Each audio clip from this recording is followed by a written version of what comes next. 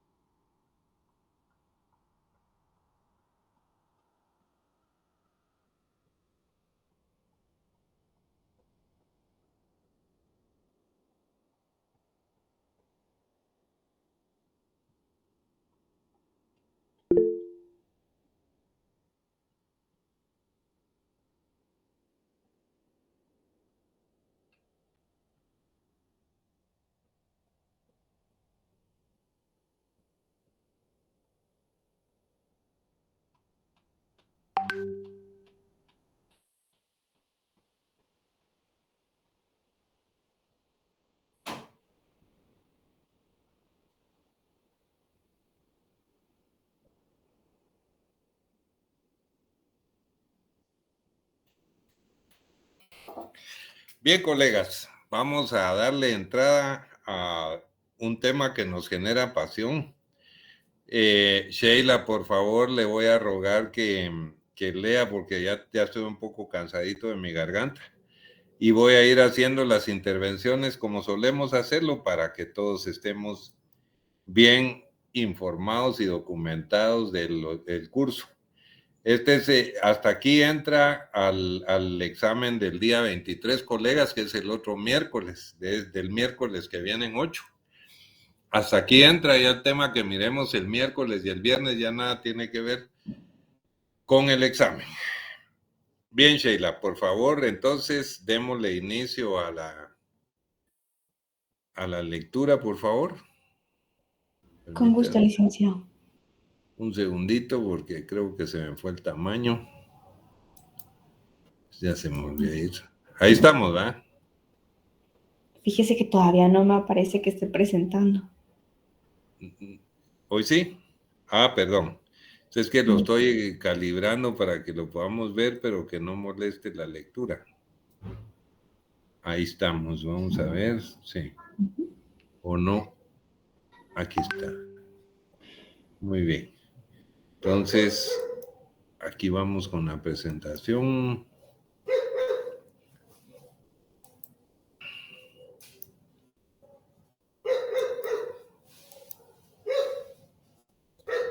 Bien, Sheila, por favor. El tema es... Voy a pasarme ahí. Ahí está, ¿ok? Vamos. Muy bien. Conflictos entre objetivos económicos y objetivos sociales. Aunque como ya se vio en un apartado anterior, podemos calificar a unos objetivos como esencialmente económicos, crecimiento, empleo, estabilidad de precios, y a otros como objetivos esencialmente sociales, educación, dotación de vivienda, salud. Lo cierto es que unos objetivos esencialmente, lo cierto es que unos y otros tienen contenidos que traspasan las respectivas fronteras. Ni el crecimiento es solo económico, ni la educación es ajena a la economía y a la mayor o menor eficiencia del sistema productivo, por ceñirnos a dos casos que no requieran una especial explicación. En todo caso, si se acepta la posibilidad de establecer dos grupos de objetivos, lo que resulta innegable es que el logro de buena parte de los objetivos sociales implica, como anteriormente ya se indicó, el empleo de un volumen de recursos financieros y humanos que forzadamente deberán detraerse de otros empleos. Las promesas electorales, a veces fuertemente condicionadas por la política o las reivindicaciones de las organizaciones sindicales, pueden ser sin duda deseables, pero como se preguntaba Lowenthal, los, los gastos de que todo ello comporte deben ajustarse esencialmente a la lógica económica. La respuesta se inclina fácilmente hacia el sí. De no respetarse los equilibrios básicos, producción, renta, gasto, antes o después surgirán desequilibrios en términos de incremento de los precios, aumento de desequilibrio de la balanza de pagos o la elevación del déficit presupuestario. En este punto hay siempre dos preguntas importantes a las que resulta difícil contestar. ¿Hay que supeditar los logros sociales al mantenimiento de los equilibrios económicos básicos o en sentido contrario? ¿Hay que supeditar todo lo económico al logro y mantenimiento de las metas y logros de carácter social? El permanente conflicto entre eficiencia y equidad subyace claramente en estas dos importantes preguntas. Desde la óptica económica más estricta parece difícil repartir sin crear y, por supuesto, también repartir más de lo que se crea. Y para crear o generar riqueza hay que asignar eficientemente los recursos, ser competitivo y que la productividad crezca o cuando menos que no se vea perjudicada. Desde la óptica social también resulta defendible y deseable, por supuesto, que una sociedad avance hacia una mayor igualdad de oportunidades entre todos sus ciudadanos e incluso hacia una mayor equidad en términos de ingresos. Aunque este avance puede desarrollarse evidentemente de manera muy rápida o de forma más gradual. El debate sobre esta cuestión se ampliará en el capítulo 10, dedicado al objetivo de redistribución de la renta, y se ampliaría finalmente con la ocasión del tratamiento de las políticas microeconómicas en los dos últimos capítulos del libro. Es innegable, en cualquier caso, que la mayor parte de los objetivos suelen clasificarse como sociales o, si se quiere, como predominantemente sociales, son de modo inevitable consumidores de recursos. Recursos que, como antes ya se ha dicho, deberán ser detraídos de otras asignaciones que quizás pudieran estar más directamente relacionadas con la eficiencia. La elección final que se adopte tendrá que ser fundamentalmente de carácter político, ya que en el último término hay que acabar decidiendo sobre cuáles son los objetivos que se consideran prioritarios por parte de un gobierno, en un país concreto y para un momento histórico determinado. El economista puede contribuir a aclarar, por supuesto, las ventajas, incompatibilidades o riesgos que implica cualquier decisión, y además siempre deberá entrar en consideración la variable tiempo, puesto que gran parte de los logros en términos de eficiencia y de equidad solo son medibles a medio o largo plazo. Muchas gracias, Sheila. Vamos a parar un momentito acá. Es interesante lo que estamos viendo. Y entonces empezaríamos preguntándole a Edson. Edson, usted se puede inclinar por los objetivos sociales y supeditar lo económico, como también lo puede hacer al revés.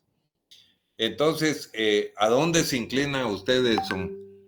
¿A predominantemente económico y después lo social, o lo social primero y lo económico después? Buenas noches, licenciado. Considero que me inclinaría primero por lo social y luego por lo económico. Uh-huh. Sí. ¿A qué le apostaría usted dentro de lo que es el ámbito social?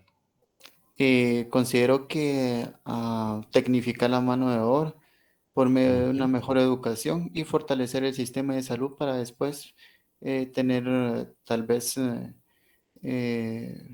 las bases fundamentales para entrarme a lo económico, porque va a tener tecnificada la mano y la población ya va a contar con excelente salud. Sí, muy interesante, ¿verdad, Edson? Sería de corto, mediano y largo plazo su plan, ¿verdad? Correcto. Ajá, excelente. Y usaría buenos recursos del presupuesto de la nación, o sea, de lo económico, para poder realizar su plan social. Correcto, Ahora, porque de igual sí, manera sí. como... Ajá.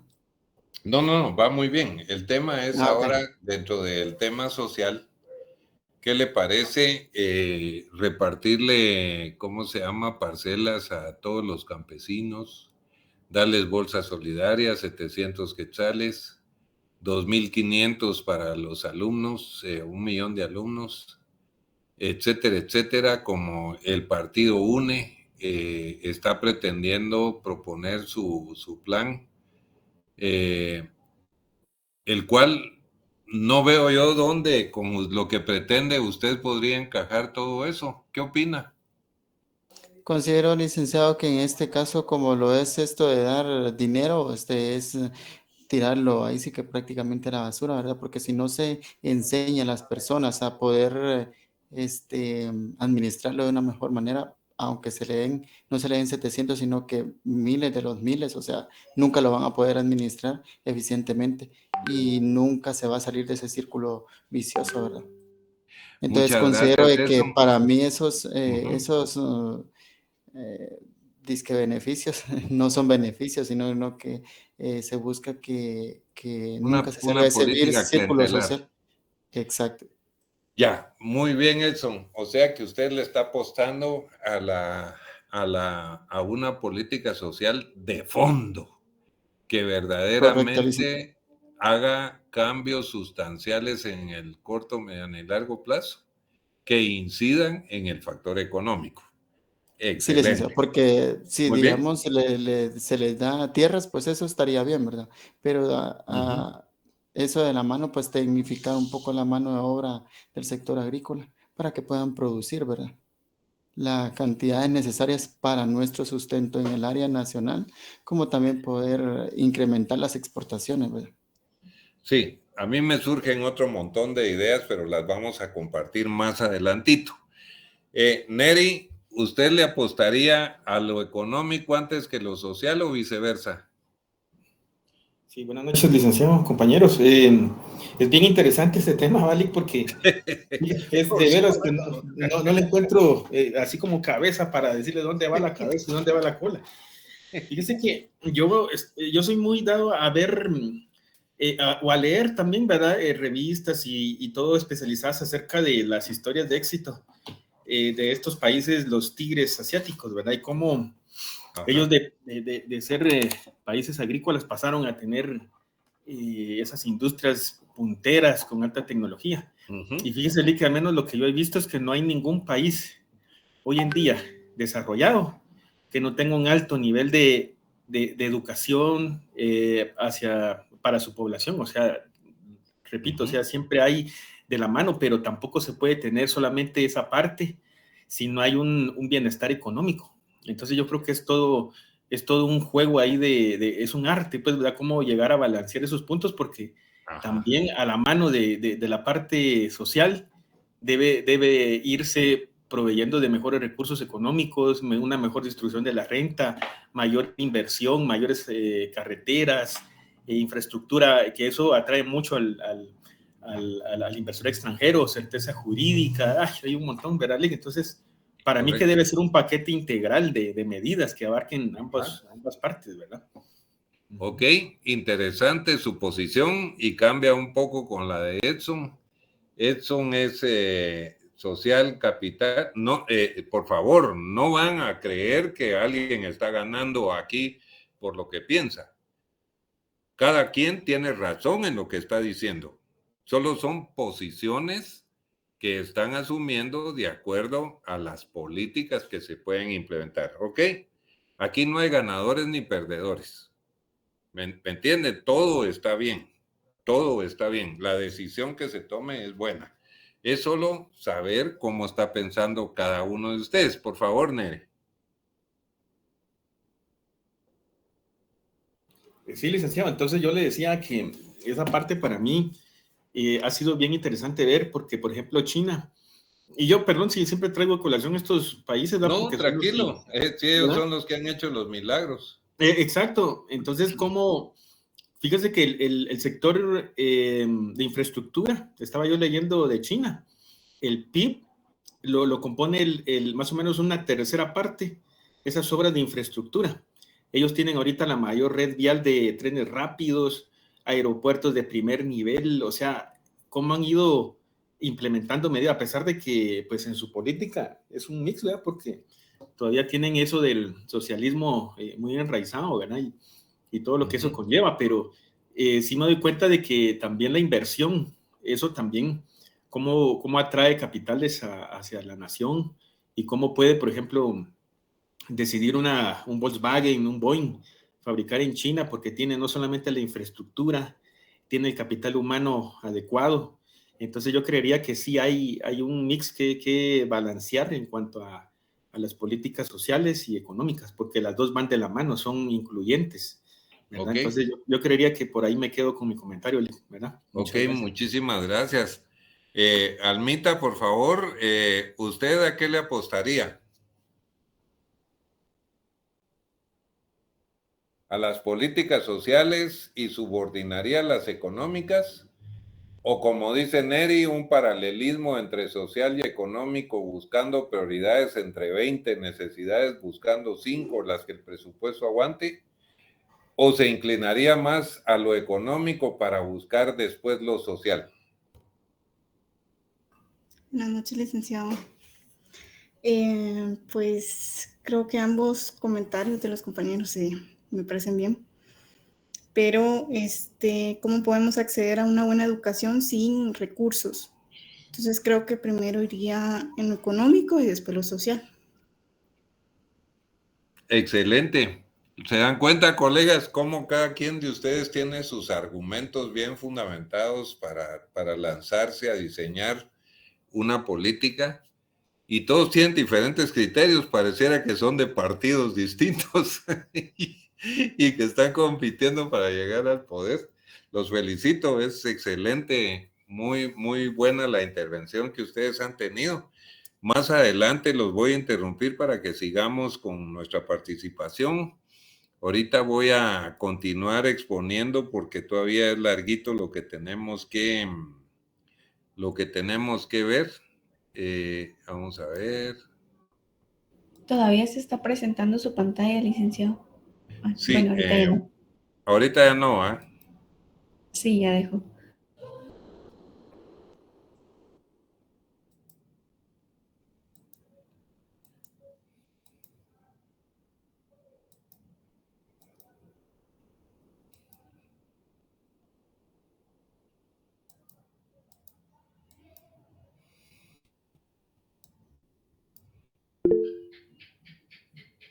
Bien, sigamos. Muy bien. Los logros sociales y el mantenimiento de los equilibrios económicos básicos, o en sentido contrario, hay que supeditar todo lo económico al logro y mantenimiento de las metas y logros de carácter social. El permanente conflicto entre eficiencia y equidad subyace. Bueno, este ya lo leímos, pero no sé si lo vuelvo a leer todo. Esta ya la leímos. Sí, licenciado, hasta largo plazo llegó la licenciada. Ok, va. Entonces, perdón, sí. Me regresó la pantallita, hombre. Vamos a ver, aquí está. Gracias. Instrumentos, concepto y tipología. Bajo la denominación genérica de instrumentos se integran todas aquellas variables que los policy markers pueden utilizar para tratar de alcanzar los objetivos fijados para una determinada política económica. Es necesario realizar, sin embargo, algunas precisiones conceptuales. Desde la perspectiva de un modelo convencional de política económica, la diferenciación entre un objetivo, un instrumento y una medida de política económica es muy clara. Para mostrarlo podemos partir de un modelo tipo la función de y sub 1, y sub 2 hasta y sub m, dependiente de x sub 2 hasta x sub n, es igual a 0, constituido por m ecuaciones, es igual a 1, 2, 3 o m cantidades, donde y sub 1 y y sub 2 hasta y sub m son m variables endógenas, x sub 1 y x sub 2 hasta x sub n son variables exógenas o parámetros, algunos de los cuales pueden ser controlados o variados por las autoridades. Por ejemplo, el tipo de interés, los impuestos, el coeficiente de caja, y otros no lo son, los que normalmente equivaldrá a considerarlos como datos. Pues bien, en este contexto las definiciones básicas serán: las variables objetivo, y sub 1, y sub 2 hasta y sub m, se considerarán variables endógenas que la política económica toma como referencia o como meta En el caso de que la meta a lograr se establezca con carácter absoluto, dicha variable pasaría a ser una restricción en relación con las restantes variables endógenas del modelo. Esto ocurrirá, por tanto, siempre que se asigne un determinado valor a alguna de las variables endógenas o cuando se establezca una relación fija entre dos de ellas. Por ejemplo, que y sub 3 partido y sub 4 sea igual a k. Un instrumento se define como un parámetro que puede ser controlado, variado o modificado por las autoridades económicas. En consecuencia, en el modelo antes definido, los instrumentos siempre se encontrarán entre las variables consideradas como exógenas. Calificaremos como medida de política económica a cualquier cambio específico que se lleve a cabo en un determinado instrumento. Y finalmente, una política concreta consistirá en un conjunto de metas definidas de manera bien determinada, una llamada 3, y en un esta la vemos más adelante, ¿verdad, licenciado? Sí, sí, sí. Y en un conjunto de medidas que se estiman adecuadas para alcanzarlas. En la definición que acabamos de dar de instrumentos se ha hecho hincapié en que para hacerlo tiene que existir la posibilidad de que puedan ser controlados por las autoridades. Sin embargo, es posible también que una variable que en el principio podría ser considerada como instrumento no lo sea realmente al no poderse controlar o modificar realmente por las autoridades. Piénsese, por ejemplo, en el caso del déficit presupuestario, que en un esquema keynesiano se convierte en un posible instrumento de política económica. Hay que reconocer que las autoridades no controlan ni pueden controlar absolutamente el déficit público. Pueden tomar decisiones sobre el gasto ajustándose a las previsiones o incluso recortándolas o ampliando las cifras autorizadas al aprobar el presupuesto, pero los ingresos dependen no solo de tipos impositivos, sino de los ingresos reales de los contribuyentes, el volumen de ventas de los productos sobre los que recaen los impuestos, de las fluctuaciones cíclicas de la economía, etc. En consecuencia, los ingresos fiscales y el saldo presupuestario pueden considerarse variables endógenas del modelo que describe la economía. Las autoridades pueden tener expectativas o planes sobre sus ingresos y sobre el saldo presupuestario esperado, pero no los controlan absolutamente.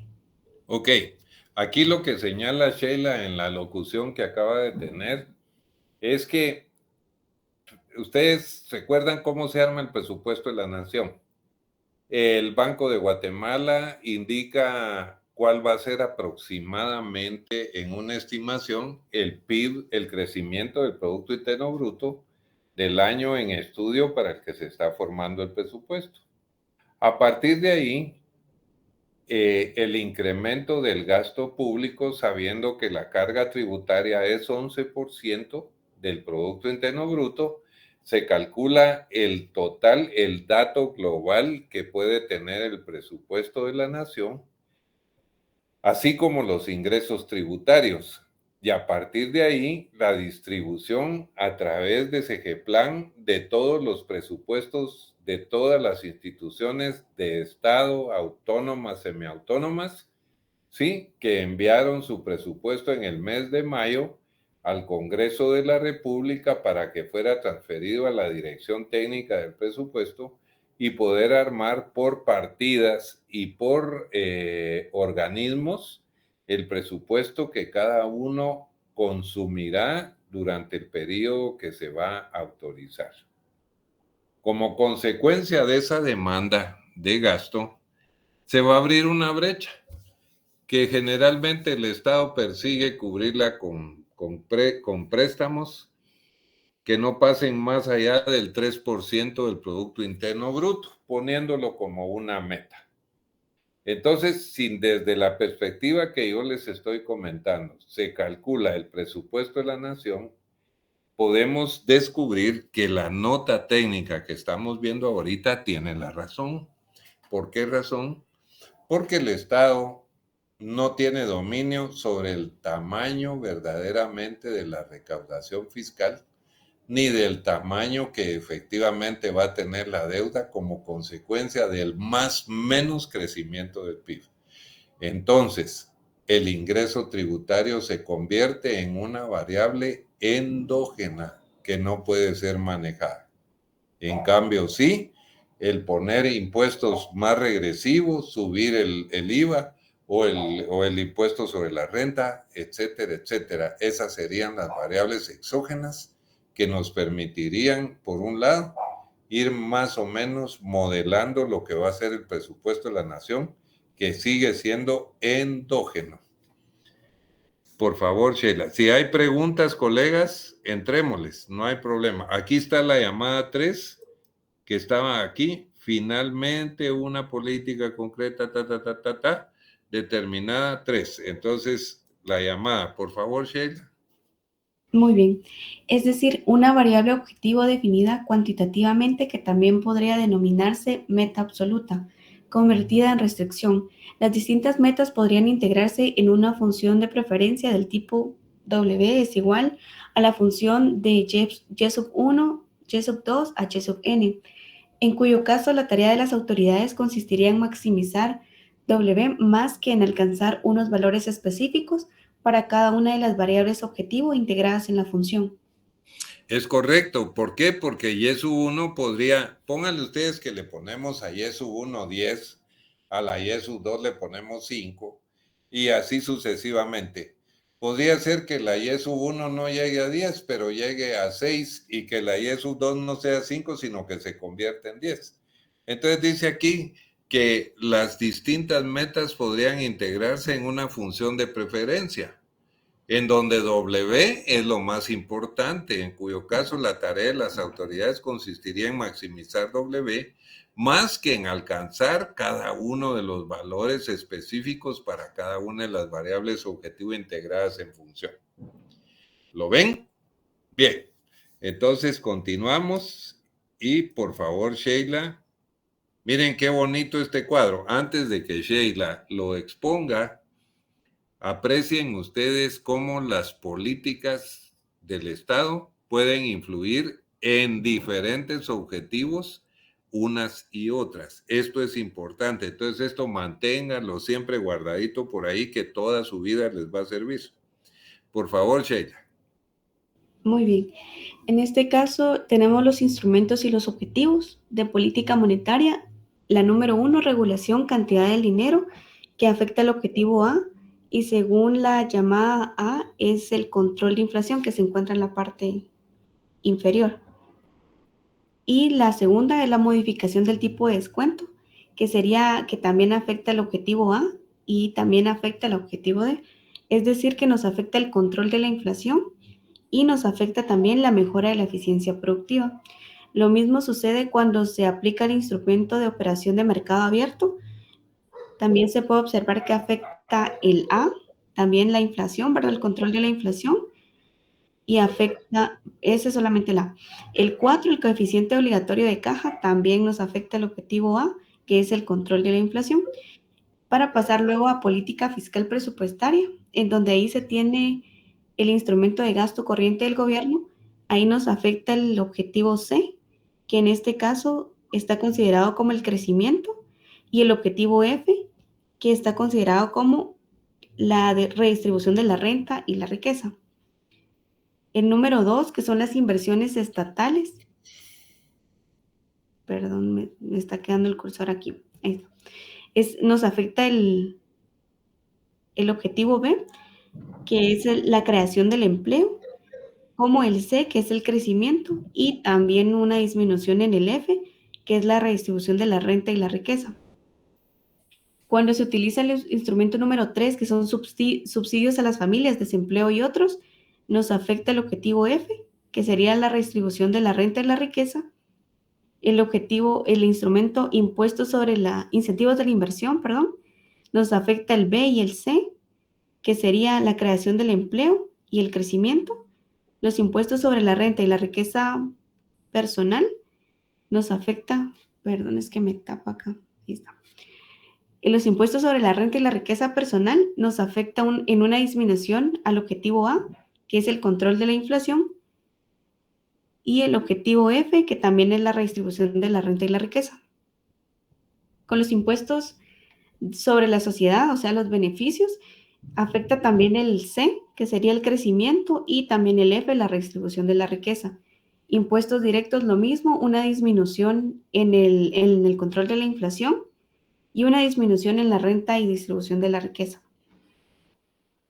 En los controles directos tenemos como primer instrumento los controles de precios que afectan el objetivo A, también el control de la inflación, y las dos regulaciones sobre sectores productivos, ahí afecta también en una disminución con la B, que sería la creación de empleo, y también nos afecta el C, que es el crecimiento, así como la D, que es la mejora en la eficiencia productiva.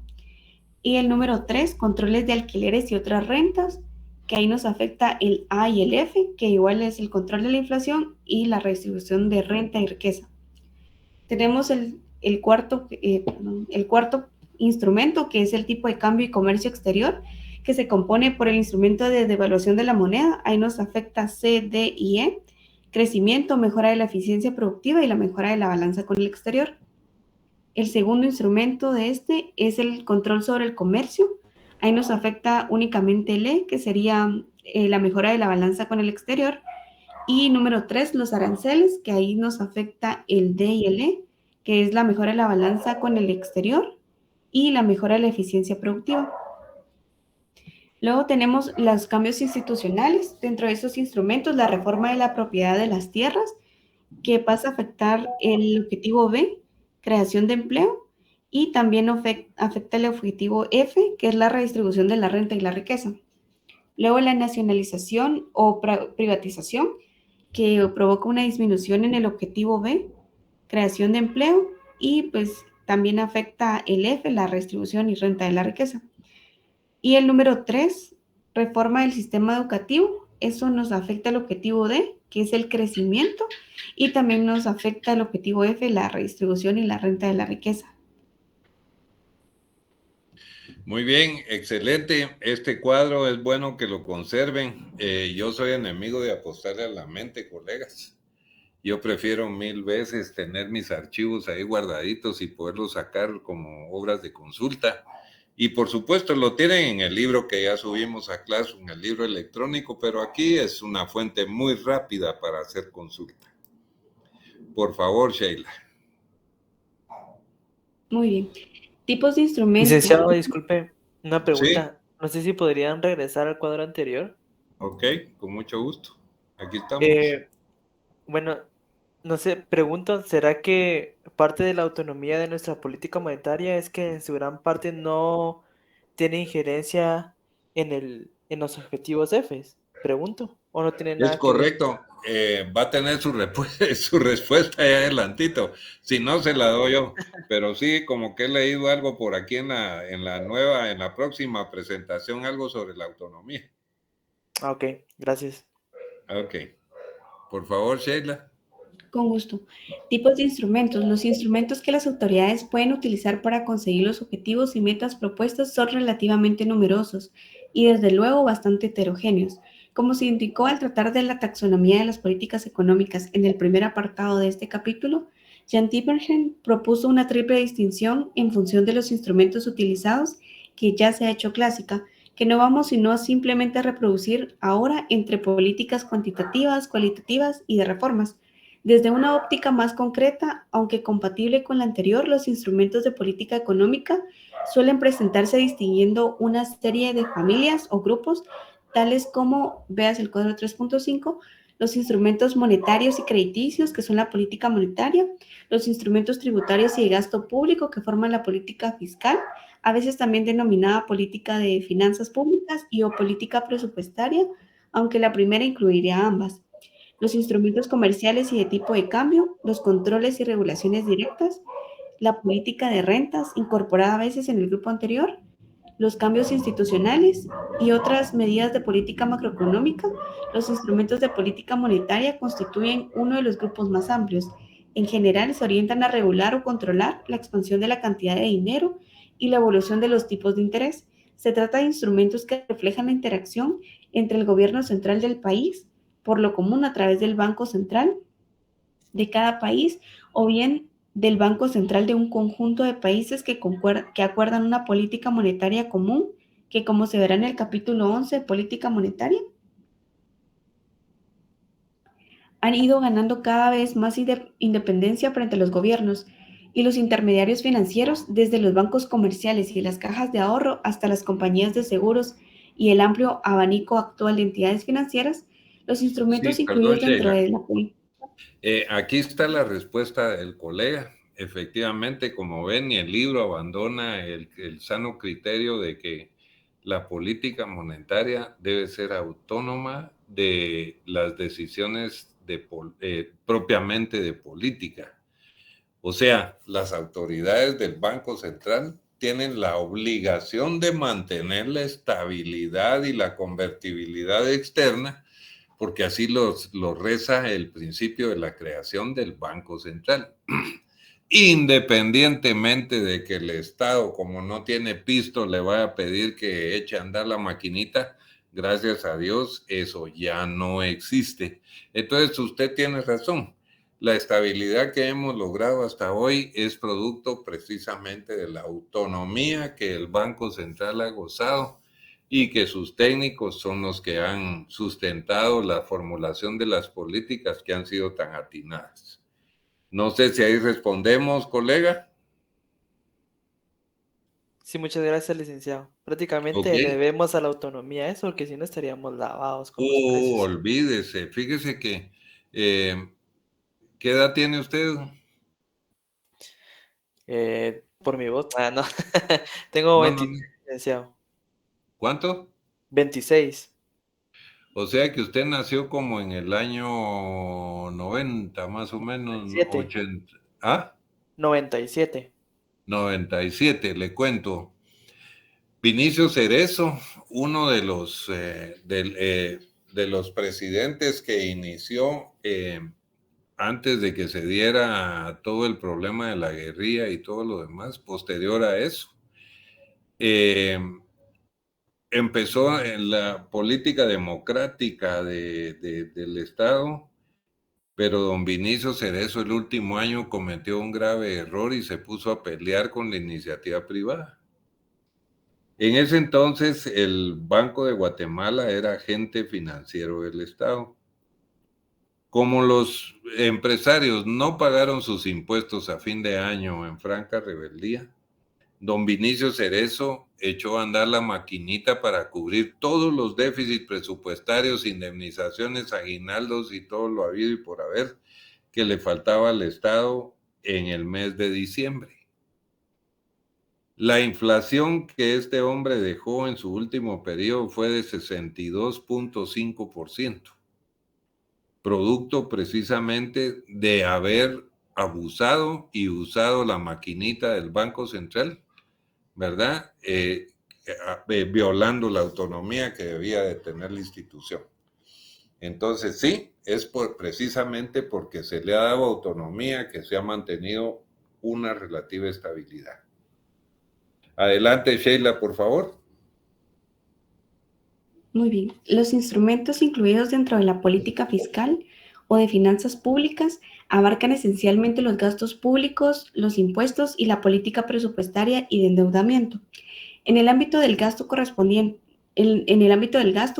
tanto a los gastos gubernamentales para suministrar servicios y bienes públicos como las transferencias para satisfacer necesidades y objetivos sociales, en el que los ingresos se incluyen los distintos tipos de impuestos que los gobiernos establecen, orientados no solo a recaudar, sino a influir en la distribución de la renta y en la asignación de recursos. El capítulo 2 presenta los rasgos básicos del papel de la política fiscal desde la perspectiva coyuntural, así como la combinación entre política monetaria y fiscal. Los instrumentos comerciales y del tipo de cambio han incorporado normalmente todas aquellas medidas relacionadas con el comercio y los intercambios de un país con el exterior, aranceles, medidas de apoyo a la exportación, restricciones y sobre todo la política de tipo de cambio. Con todo, algunos de estos instrumentos pueden integrarse también en determinados casos dentro de la política fiscal, aranceles, de la monetaria, tipo de cambio o de la de controles directos, controles de importaciones y exportaciones, fijación política del tipo de cambio, etc. Por esta razón, algunos textos de política económica no los consideran formando un grupo bien diferenciado. Algunos aspectos de la política económica en una economía abierta Se estudian en el capítulo 13 y varias cuestiones relacionadas con la política comercial en el capítulo 16.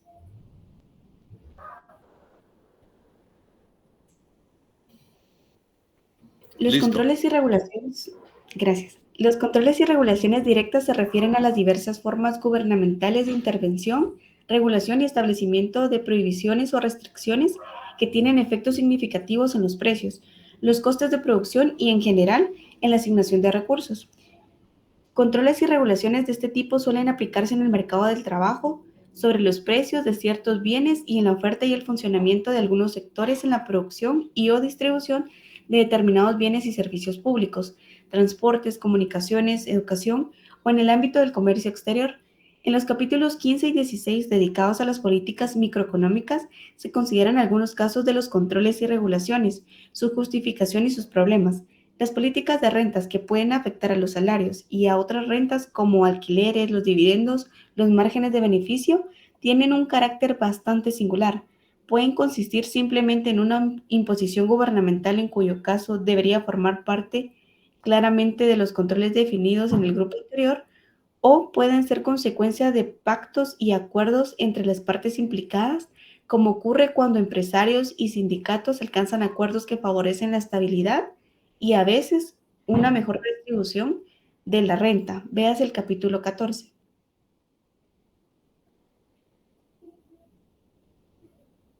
Por último, los instrumentos calificados como cambios institucionales componen un abanico muy amplio de posibilidades.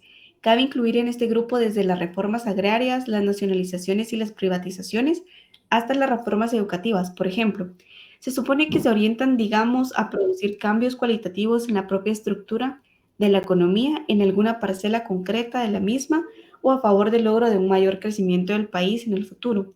Su utilización suele responder al deseo de producir cambios y lograr objetivos que no sería posible alcanzar mediante otros instrumentos, aunque en diversos capítulos se harán referencias y comentarios a este tipo de medidas. A este respecto, compañeros, estamos en el umbral de unas elecciones en las que todos, absolutamente todos, desearíamos que lo que estuviera operando sean cambios y reformas, ¿verdad, colegas? ¿Verdad? Con una amplia posibilidad, con el propósito de cambiar el derrotero de nuestro país. Entendemos que quien quede no podrá hacer gran cosa por apenas 4 años, pero puede dejar sentadas las bases para que cuando venga otro termine de hacer, no termine de hacer, sino también contribuya con su granito a hacer lo necesario y lo correcto. Bien, continuemos, Sheila, por favor. Muy bien, observaciones sobre los instrumentos. 2 observaciones generales pueden hacerse en relación con todos los instrumentos que acabamos de comentar. La primera es que una buena parte de ellos, por no decir todos, tienden o suelen a tener efectos en distintas direcciones. Es decir, que en general sus efectos no recaen sobre un único objetivo, sino que actúan sobre varios de ellos simultáneamente, aunque con distinta intensidad. El cuadro 3.5. ¿Cómo es El cuadro lógico? que vimos. Ajá. El cuadro que vimos, colegas, es al que hacen comentarios. Sigamos, Sheila. Muy bien. Como es lógico, esto plantea serios problemas a la hora de elegir qué instrumentos son los más adecuados si se desean alcanzar varios objetivos a la vez. Como suele ocurrir en todas las políticas económicas, el tratamiento analítico formal de este problema ha dado lugar a diversas aportaciones a las que se hará referencia en el próximo capítulo. Pero si una consecuencia muy clara que deriva de lo anterior es que en política económica hay que efectuar siempre algún tipo de elección en razón del trade-off, casi siempre obligado entre los objetivos deseados que no pueden lograrse simultáneamente a un nivel máximo, pero también como consecuencia de los efectos directos e indirectos de los distintos instrumentos. Una segunda observación que conviene realizar es que si bien los instrumentos no deberían considerarse nunca como fines, es decir, como algo deseable en sí mismo, situado en un punto de llegada de una determinada política, en la práctica no es raro observar que los políticos presentan como fines u objetivos de su política económica lo que no son sino instrumentos o medidas. Por ejemplo, una reforma tributaria, obviamente el economista, pero también el político, no puede caer en este tipo de confusión. Un instrumento, la medida específica a que se decida aplicar, se dirige siempre hacia un objetivo que debe quedar claramente especificado para que pueda valorarse la adecuación entre medios y fines y poder medir más tarde los resultados efectivamente alcanzados. Una propuesta de integración de los objetivos y las políticas. Un hecho bastante frecuente es que el análisis de las políticas económicas propuestas o desarrolladas por las autoridades de los países se realiza considerándolas aisladamente. Ello supone, como señaló H.J. Serafín hace bastantes años, que lo que realmente se estudia son esferas parciales de la política económica. Y BGR, la política comercial, la política agraria y la política monetaria, la fiscal, etc., con descuido de las interrelaciones que realmente existen entre las distintas políticas. En la mayoría de los manuales de economía y política económica, señalaba ya Tinkerberg en su trabajo pionero sobre la teoría de política económica en 1952, algunos de sus componentes separados, tales como la política comercial, la agrícola, la crediticia o la salarial, se consideran sin prestar mucha atención a su interdependencia y los objetivos e instrumentos de cada uno de estos componentes se analizan a menudo aisladamente con descuido de su coherencia general. Sin embargo, añadía, no puede ignorarse que en dicha interdependencia es en realidad y por tanto la unidad a considerar que es la totalidad de las medidas en curso de ejecución en un momento dado o que se proponen adoptar de forma simultánea. A este conjunto es a lo que denominaremos un sistema de política económica o una política económica. Una manera gráfica de contemplar este complejo entramado de fines, objetivos, instrumentos y variables intermedias que obviamente operan dentro de un marco institucional concreto se ofrece en la figura 3.2, puede comprobarse en la estructura jerárquica de la política económica desde un punto de vista estratégico y operativo y la influencia importante que en el desarrollo funcional de la misma juegan tanto en el propio marco institucional como los factores exógenos que bajo determinadas condiciones va a seguir, pero me tomé el espacio de poner una gráfica con el propósito de poder explicar lo que está señalando ahorita Sheila. ¿Se recuerdan ustedes que hay fines aspiracionales, ¿verdad? Ustedes como libertad, apoyo al sector externo, crecimiento económico, bienestar de la familia, etcétera, etcétera, que es el fin último que persigue la sociedad. Pero ¿cómo se estructura y se integra el gobierno en una economía mixta para lograr esos fines? A través de objetivos. Estos objetivos pueden ser puros de política económica o pueden ser objetivos de bienestar social y demás objetivos consumidores de recursos del presupuesto, o pueden ser cuasi objetivos, o sea, variables intermedias ascendidas al rango de objetivo. ¿Qué pasa con esto? Que hay interrelaciones dentro de los objetivos que en un marco institucional, entiéndase todos los ministerios, instituciones autónomas y semiautónomas y descentralizadas que contribuyen con el gobierno para que desde su propia gestión se logren los fines y los objetivos deseados. Entonces, todas esas instituciones cuentan con instrumentos y cuentan con variables intermedias que son importantes políticamente, ¿sí? Para inducir sobre los factores exógenos que van a llevar a cabo los objetivos y los fines que se pretenden. Entonces, como vemos, hay un cuadro sinóptico aquí que nos explica claramente cómo funciona la dinámica del Estado para lograr sus objetivos y sus fines. Entonces, anteriormente terminaba la nota técnica diciendo que puede comprobarse la estructura jerárquica en la política económica desde un punto de vista estratégico, operativo y la influencia importante que en el desarrollo funcional de la misma juegan tanto el propio marco institucional como los factores exógenos que bajo determinadas condiciones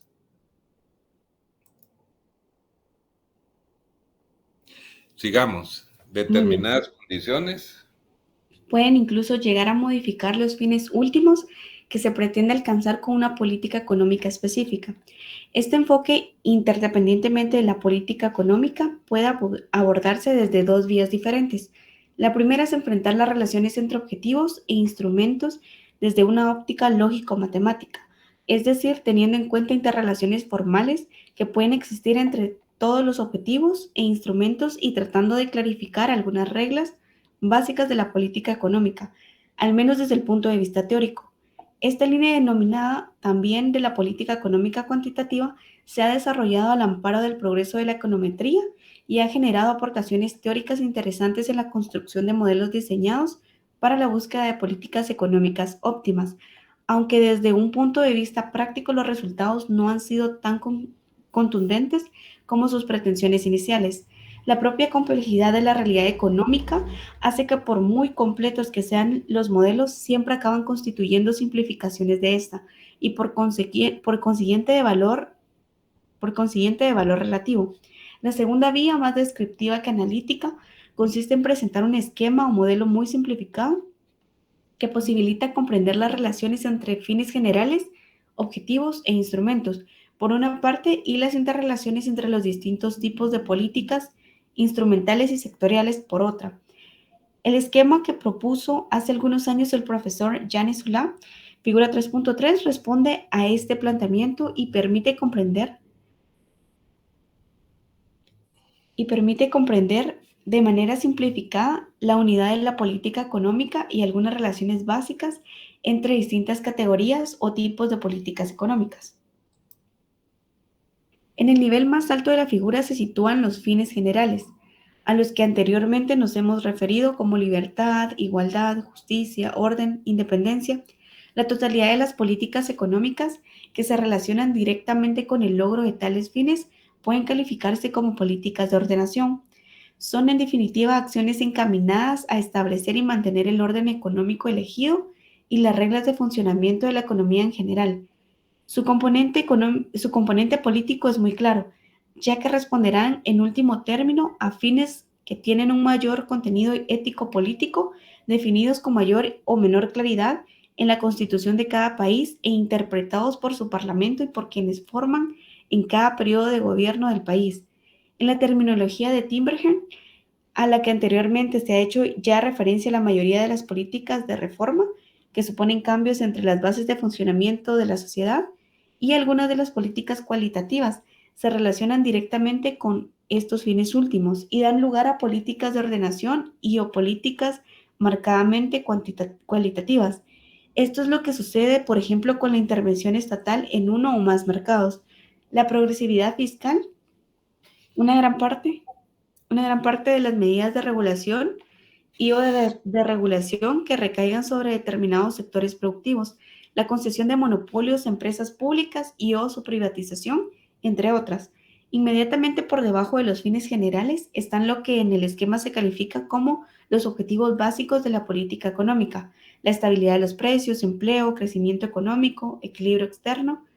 La mayor parte de las acciones de política económica se orientan a conseguir, y casi siempre de manera simultánea, unas determinadas metas en cada uno de estos frentes. Sin embargo, las incompatibilidades que existen entre algunos de ellos suelen obligar a las autoridades a establecer prioridades y alguna posible combinación, trade-off, entre los distintos objetivos.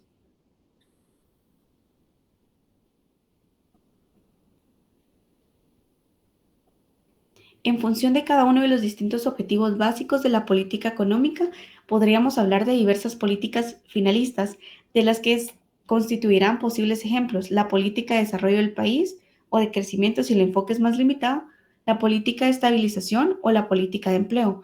Pero lo que el esquema pretende mostrar con claridad es que todas estas políticas, cualquiera que sea el objetivo dominante, tienen como medios otras políticas concretas que normalmente se califican como políticas instrumentales y políticas sectoriales, las cuales aparecen en el cuadro de doble entrada situado en la parte inferior de la figura a la que nos venimos refiriendo. Ambos grupos de políticas sectoriales e instrumentales pueden calificarse como políticas específicas. Las instrumentales lo son por cuanto se identifican con las distintas familias o bloques de instrumentos monetarios, fiscales, de tipo de cambio y comerciales, y las sectoriales porque se orientan a resolver los problemas de un sector productivo determinado o a impulsar su expansión y eficiencia, política agraria, política industrial, política de transportes, etc. Una característica esencial de las políticas instrumentales, de la política monetaria, política fiscal o política comercial, es su horizontalidad. Esto significa que la alteración de muchos de los instrumentos disponibles, el tipo de cambio, el tipo de interés básico del Banco Central, compraventa de valores públicos en el mercado abierto, impuestos, regulaciones salariales, etc., afectan generalmente a todos los sectores productivos del país, aunque en cualquier caso sea posible establecer determinadas excepciones.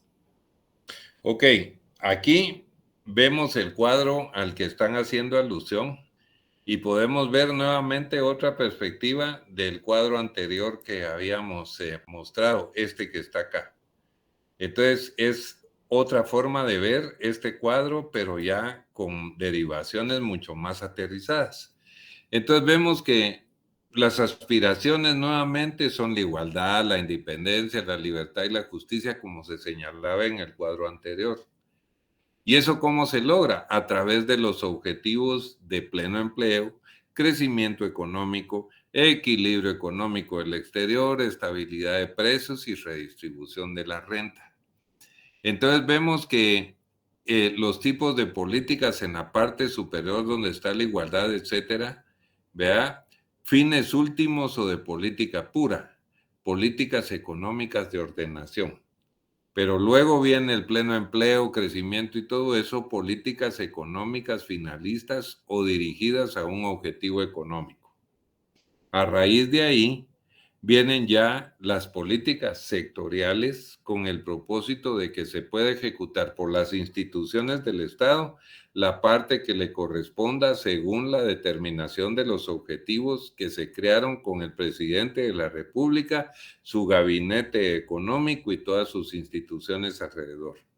Luego vienen las políticas instrumentales, como la monetaria, la fiscal, económica exterior, económica laboral, etcétera, etcétera, que las diversas instituciones podrán desarrollar a efecto de llevar a feliz término la política global que se estableció desde el principio de gobierno.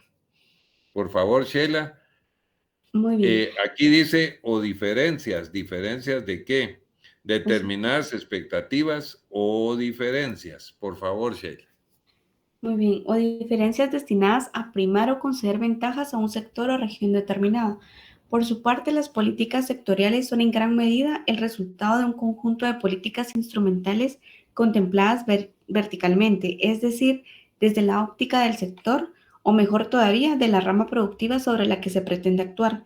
Así, una política de apoyo al sector textil, por ejemplo, podría estar constituida por una serie de ventajas crediticias, desgravaciones fiscales, facilidades tributarias y de amortización de activos, a medidas proteccionistas frente a la competencia exterior, apoyos específicos a la formación laboral, etcétera, todas las cuales forman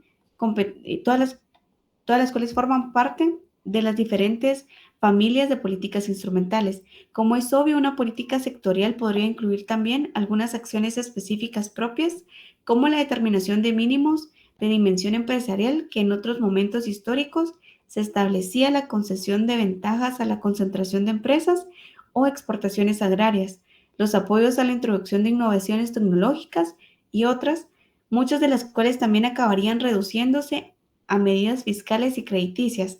Como se ha indicado anteriormente, el esquema que acabamos de comentar muestra claramente la idea de que las distintas políticas económicas, instrumentales sectoriales o finalistas, están estrechamente interrelacionadas.